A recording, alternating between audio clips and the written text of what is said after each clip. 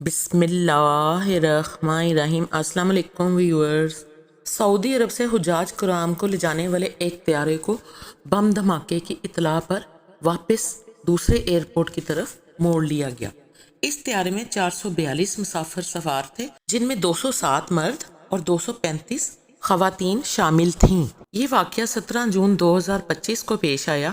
Airport ذرائع کو ای میل کے ذریعے بم کی دھمکی دی گئی تھی۔ سول ایوییشن کے ڈائریکٹوریٹ جنرل نے بتایا کہ انہیں ہوائی اڈے سے یعنی کہ ایئرپورٹ سے آپریٹر کی جانب سے بتایا گیا کہ ایک نامعلوم شخص کی طرف سے ای میل موصول ہوئی ہے، جس میں بتایا گیا ہے کہ اس جہاز میں بم ہے۔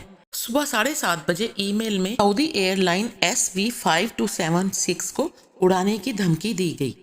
اس وقت یہ محو پرواز تھا جہاز، اور یہ سعودی شہر جدہ سے انڈونیشیا کے دارالحکومت جکارتہ جا رہا تھا۔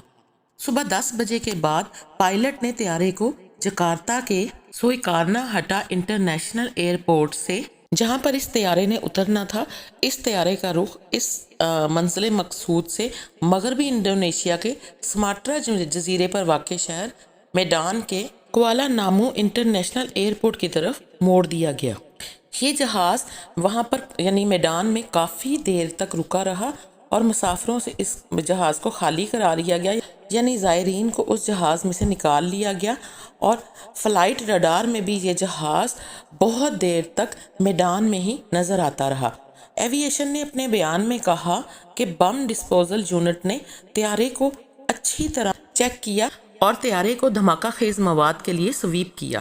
یہاں پر طیارے کے پائلٹ کی تعریف کرنی بجا ہے کہ اس نے حفاظتی خطرات کو دیکھتے ہوئے فوراً لینڈنگ اس ایئرپورٹ پر نہیں کی، بلکہ طیارے کو قریبی ہوائی اڈے کی طرف موڑنے کا فیصلہ کیا۔